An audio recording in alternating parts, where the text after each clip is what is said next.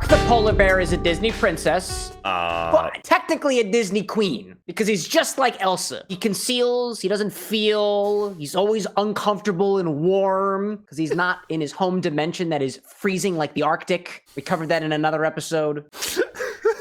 I'm just working with your concept, Lycos. You were the one who proposed Sonic heroes to Disney villains and Sonic villains to Disney heroes. Yeah. Where did that even come from? So, to give some context, I've actually been on vacation for the past 2 weeks. I was actually in Disney, and while I was there at one of the shows, there was a Disney content creator I bumped into, and unfortunately I didn't get his name, but I chatted with him a little bit. I kind of talked about the channel a little bit. I'm like, oh yeah, Sonic. He's like, oh yeah, people like Sonic. And he's like, yeah, I do stuff like Disney, obviously, because people like Disney. And then I'm like, what if I just blended the two? And I'm like, I don't want to go like basic though. Like, oh, if Sonic was like a Disney prince, who would he be? I'm like, no, that's boring. So what if we took the Sonic heroes and made them Disney villains, and we took our Sonic villains and made them like Disney heroes? Yes, Lycos, plug the podcast in your daily life. I do, because again, this is something I am very proud of. I call it my baby. It makes me very happy. How long has LoreX been a thing for? A little over a year now. Baby wise? Oh yeah, we're walking, crawling. we're crawling. I'm not a doctor. I was just about to say, if a baby is walking at like 1, I feel like that's really impressive. Listen, I don't know what the motor milestones are for a podcast, okay? Yeah. Our first character I thought of was, this one is super kind of simple for me. It's Eggman, and he would be Geppetto from Pinocchio, because that's basically what Mr. Tinker was. So you took the easy way out with that one. He literally is the mechanic. Yeah, that was the easiest one I had. Okay, well, let's take it a step further. If the Sonic villain, Dr. Eggman, is the Disney hero Geppetto from Pinocchio, what Disney villain is Belle the Tinkerer supposed to be? Is there like a construct Disney villain? I wouldn't. And I'm just thinking of all the robots from WALL-E. Oh my god. Well, yeah, because technically you have the robots from WALL-E. If you want to go back to Frozen, technically you have Marshmallow. Dude! Yeah, the big snow golem. His name is Marshmallow, by the way, in case you don't know, because they never say it in the film. And you know what? Just like Marshmallow, I don't know much about marshmallow physiology, and I don't really know much about puppet physiology either, but like, didn't Belle's hand like burn off in one of the comics and she didn't even notice? Yeah. I feel like if Marshmallow were hit with like, I don't know, a fireball or something, and an arm falls off, or he internally avalanches, like, I feel like he'd just be like, ugh. Just like Belle would be like, oh, huh. When did that happen? Just looks at her hand. Ew. Hey, you know what? Lycos, body positivity, man. Wow, that stump wasn't there before. Cool. Well, I mean, with the mechanical energy she has, it'd be like you look at your hand and your like skin is gone. Are you telling me that would not be a little bit of a ew moment for you? Possibly, but I feel like that's a topic for another episode. Yeah, that. We could do a whole deep dive on that. Ooh, yeah, we could. Let's put a pin in that one for now. I don't have anything sharp on me. I'm not allowed to be around those types of objects. Oh, wait, a knife. I know you got knives. Look what I found. What do you have there? A knife! No! I have Marshmallow's Bane, though. Oh, no, please put that away. Oh. Sorry, Belle, I didn't need to do that. For the podcast listeners, Cameron with an X pulled out a blowtorch.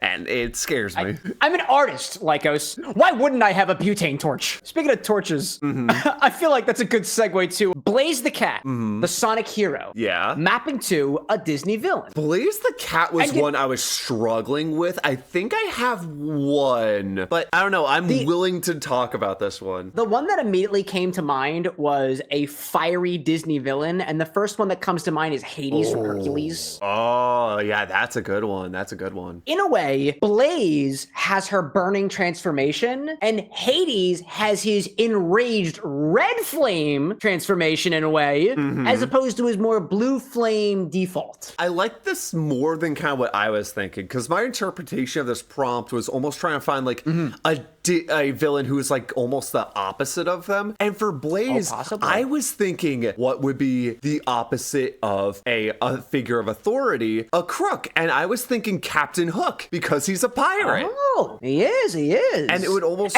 work with Blaze in the Soul Dimension because it is primarily ocean. Yeah, and I think for both of these characters, both for Hades and for Captain Hook, Blaze is a princess. She holds a hierarchically higher position. Captain Hook is a captain of his crew. He rules over them in a way. Hades is the god of the underworld. He rules over the underworld. Yeah. So in that way, that royal aspect of Blaze the Cat kind of works for, I think, either of these villains. Yeah, this could go either way. I'm happy with both of these answers. Now, do you think that Blaze the Cat has the same unreasonable fear of crocodiles as Captain Hook does?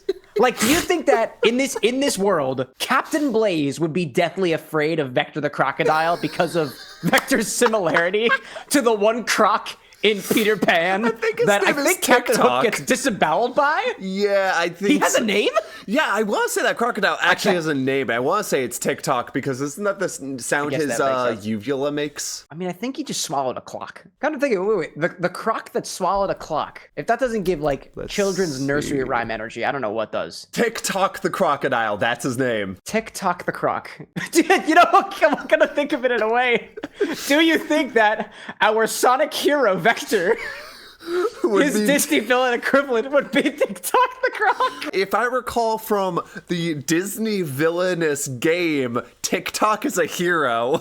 Is he really? I think so. I mean, you know, he exists on the opposite side of the plank than the villain. So therefore, hero. Yeah. And plus he is trying to constantly eat Captain Hook, so... You just gave me a good idea. Take it the other direction. If hero TikTok the Croc had a Sonic villain counterpart, what about Zomom, the Zeddy who just has this desire to eat everything? This is Zomom going a step further, and it has evolved from sandwiches to people. I was gonna say, just to bring it all full circle, if Blaze the Cat's Disney villain equivalent is Captain Hook, and Captain Hook is afraid of the Disney hero TikTok the Croc, TikTok the Croc's Sonic villain equivalent is Zomom the Zeddy, which means that Zomom the Zeddy has a desire to completely consume and disembowel Blaze the Cat. I'm just imagining Zomom with the giant sandwich just finishing its entry into his gullet, and he turns to the camera and he's like, "Is that a cat?" I always wanted to eat a cat. And then Blaze the Cat zooms out of the way, and Big the Cat is just standing behind her, and he's like, "Who, me?" I just imagine, like, Zomom just looks at, like, Blaze the Cat, and just looks back, and then you just get the knuckles, like, "Oh no!" And it just bucks it. It's the Scooby-Doo sound effect of, like, the biggity-biggity-barrel. Yeah. I feel like we've been conducting this episode like we jump from one character to another to another to another. And I feel like the next step is, who do we map Big the Cat to? What Disney villain is plus-sized and canonically not stupid and might be a fan of fishing? Oh my gosh. What? The disembodied voice of my Disney queen, my partner, whispered from across the room, Ursula. Yeah, I think she's one of the only plus-sized villains we have. She's That's like the first fair. one who came to mind for me as well. And you know, like, she is in the sea. Excuse me, under the sea. Big's lore goes under the sea. And she does have an animal companion. Well, she has two. And do octopi eat? Do the mermaids in Little Mermaid eat fish? Yeah, I think they do. There's like a hierarchy of sentience in the fish world, I believe. Granted, you know, at least in Atlantica, I guess, you know, this is getting into the topic of like the hierarchy of sentience in the Disney universe, because we have dogs like Goofy who are conscious. Who are like people, but then you also have dogs like Pluto. Which means don't we also have fish who are like, I guess, canonically, biologically not thinking. Oh, this is And that raises so the question. we have the hierarchy of like Ariel to Flounder to those below Flounder. But this also begs the question, if Ursula's animal companions are Flotsam and Jetsam, and Big's animal companion is Froggy, does that mean that Froggy's equivalents are the two electric eels? Are they electric eels or are they moray eels? I don't know. They are electric eels. Yes, they are. Named after the floating debris from shipwrecks. So you know, maybe in that regard, Froggy, when he had the Chaos Emerald inside of him, was a little bit electric. Boogie, woogie, woogie.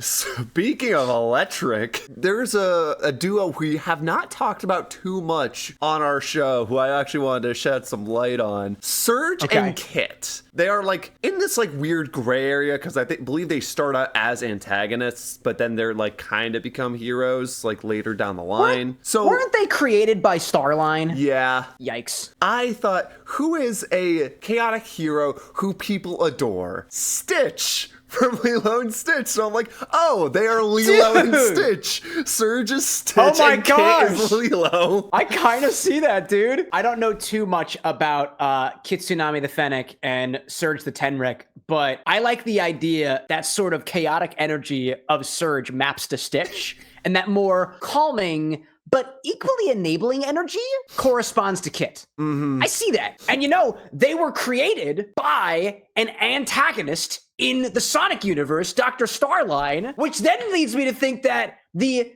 Disney hero equivalent of Dr. Starline is Jumba. I was just thinking that. I saw your train of thought. I know the analogy falls apart a little bit. Jumba did not create Lilo. I think that was Nami. Nani is her sister. You're right. Excuse me. Sorry, they don't have parents in that one. It was by their unnamed dead parents. Classic Disney parents situation. Oh, those wacky Disney parents. Do you think that Dr. Starline also has a wacky disappearing Disney parents situation too? Does Jumba have parents? I don't know. If they were introduced, it was probably in the show, because Lilo and Stitch did have a TV show. Jumba Jukuba is a Queltiquin, a Queltiquin from the planet Queltiquan. Where are his parents? Today. I would guess that Jumba's parents are back on the planet Queltiquan. I don't know if I'm pronouncing that correctly. Mr. and Mrs. Jumba. Got it. Mr. and or Mrs. Jumba. You're right. Oh, well, I can't find any information about his parents, aside from an unnamed mother, but he's got an ex-wife, Myrtle. Yeah. Wait a minute, that's one of the kids. I'm not going deeper into that. Yeah, no, let's not say we did. Oh, I'm sorry. Let me correct that. He doesn't like insults about his unnamed mother, his ex-wife, who I believe is also unnamed, or Myrtle, one of Lilo's friends. It is not implying that Myrtle is the ex-wife. That was me misreading the wiki page. She was Cameron. Was Myrtle the one? Oh my gosh, the Myrtle is the one with glasses. Oh my gosh, wait. What other Sonic villain has glasses? Because Myrtle is a hero, right? I'm gonna be real, I do not like Myrtle. I hate this kid. She sucks. Do you think that an incredibly spoiled and selfish little girl from Hawaii maps to Scourge the Hedgehog from Anti-Mobius? The problem here with what we've set so far is because she's kind of like the rival to Lilo, that would have to make, then we'd have to say that if Sonic was a hero, he'd be Lilo, but we already set Lilo as Surge, so it kind of be weird to have like a rival of a rival. I mean, hey, we also established here that apparently Jumba created Lilo as well, so that's already incorrect. So you know what? Why not? Myrtle is Scourge the Hedgehog. Why not?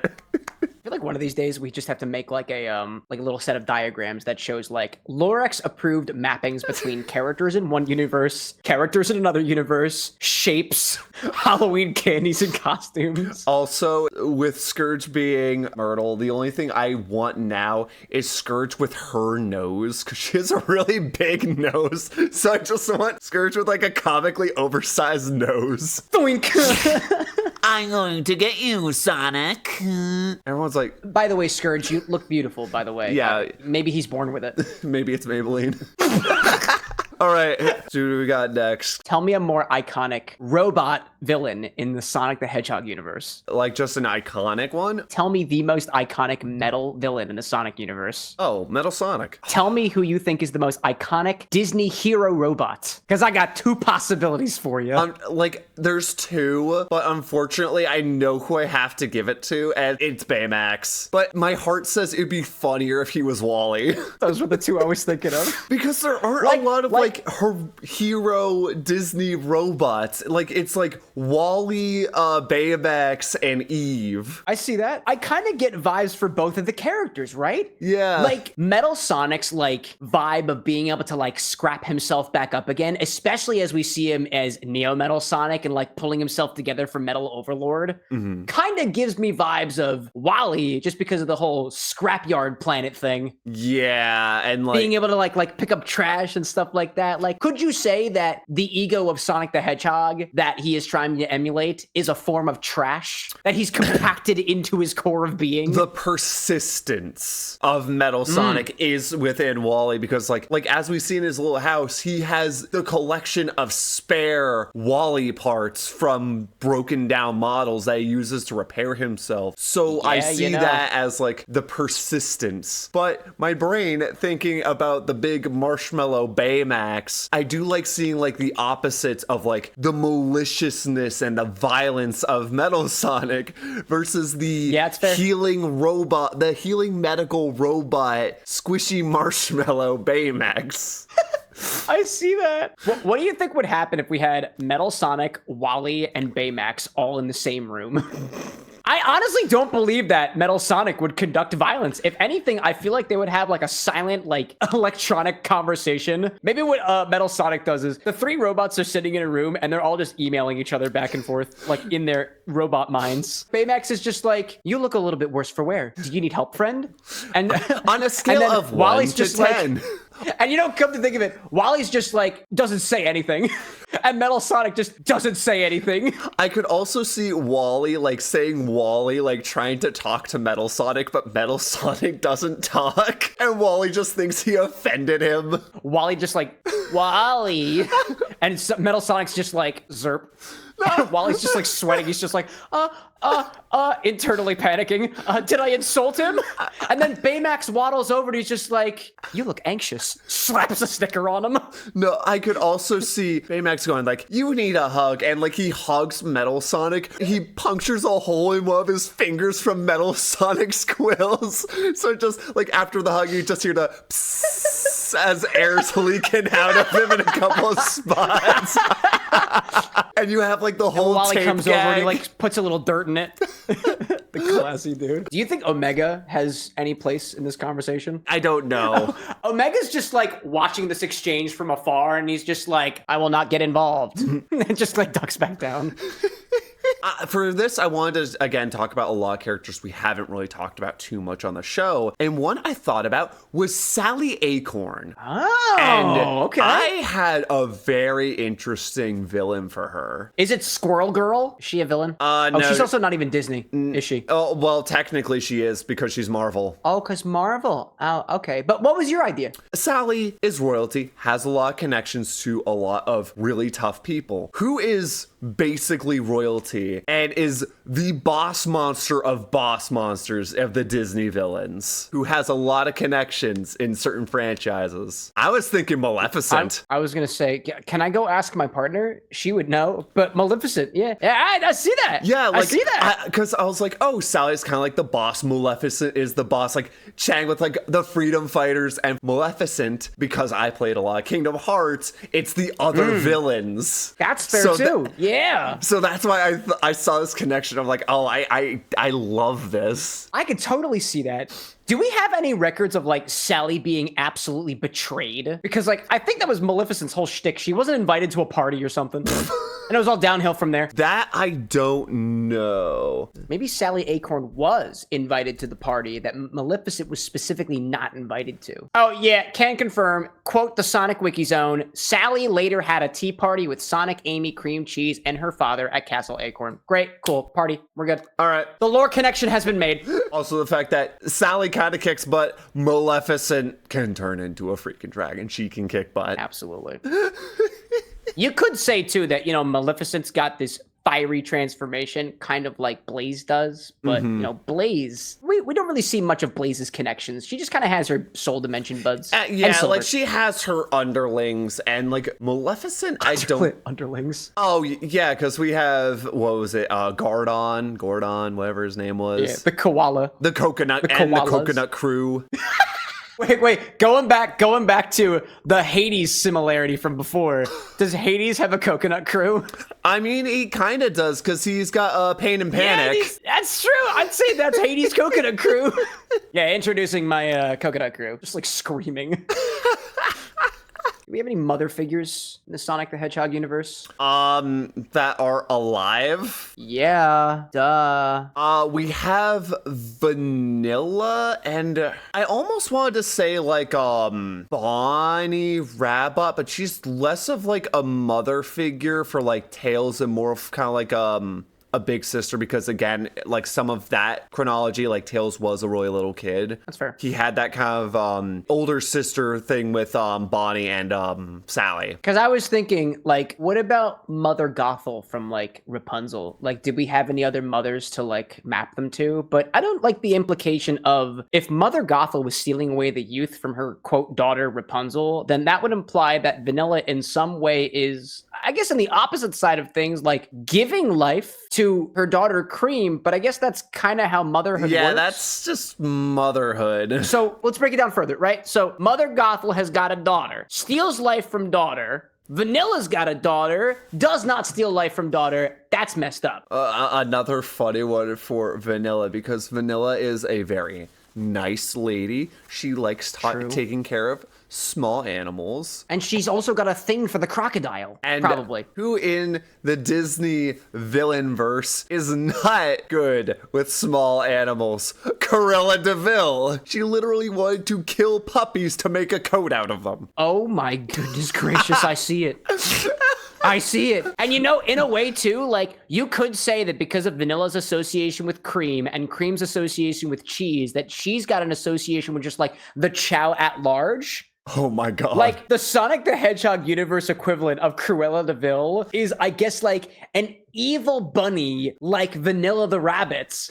Just like skinning Chow to wear them as their pelts. Oh my gosh. Like, I think of just like how moist and squishy Chow look, and I'm like, how would you skin Lycos, stop!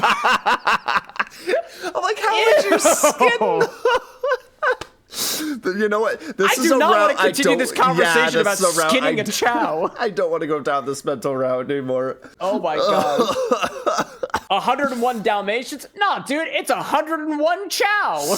So many colors to choose from. I have the genie in front of me as a Disney hero, and I wonder if we have a Sonic villain that's like the genie. Oh, I don't know. The basic simple answer is Eraser Jin, because he's literally a genie. I feel like you could, but it's a solid connection. I don't like I don't like the connection, but it's a solid connection, I guess. My other thought was, just because Genie can shapeshift, my thought was, who else do we have that shapeshifts? Mimic the Octopus. Oh, and he's a Sonic villain. He is. Yeah. I feel like we don't have a lot of context on Mimic. No, we should do like a Mimic episode at some point, because that is a character I do want to read up on. No, I see that, but like Genie's got like the shape-shifting ability, and so does Mimic in the Sonic universe. Yeah, and it's almost like two different aspects as well, because like Genie kind of does his powers and whatnot for like good because he's friends with Aladdin, versus Mimic is, to my knowledge, doing everything for himself and ultimately like trying to like get revenge or cause harm to, I want to say, like Whisper and her gang. I almost called her Sniper. Oh no, but on the opposite side, Genie's whole thing, being a genie of the lamp, is specifically not doing things for himself. He serves the master. So if Mimic is doing everything for himself and Genie is by nature selfless, that's a pretty good analog. Yeah. I feel like we have to close things off with an analog for Sonic the Hedgehog. But like maybe we don't. Perhaps we leave that to the viewers. Yeah, let's do that. You guys, you wonderful listeners at home, if you guys think you have a villain for Sonic? Let us know. A Disney villain for Sonic. Look deep into your hedgehog's soul and consider what soul-crushing Disney villain could possibly be an analog for our blue blur of a protagonist. If you want honestly, to go I got opposite, someone who nothing. is all about control, considering Sonic's about freedom. I would love to Somebody see what you who's guys- not blue, but orange. Because that's the complementary color of blue. It's Garfield. Wait, Garfield is not a Disney villain. Unless... You know who else is orange and was potentially going to be a villain? Jar Jar Binks from Star Wars. There were the rumors that he's a Sith Lord. You know, I guess we could have included Star Wars characters here. Yeah, I wanted to try and include Kylo also Ren, but Disney? I couldn't find a place to include my favorite Disney princess. That's a hot take. Kylo Ren, whiny Sith boy. What's the opposite of a whiny Sith boy in the Sonic universe? Wait, it's staring me right in the face. Is Kylo Ren's equivalent not just Shadow the Hedgehog? The problem there is I feel like they're like that same archetype. Dark brooding, problematic history. No, I see that. Has angst against their fathers. Wow, what a depressing way to end the episode. But Shadow is a Disney princess. Shadow is a Disney princess.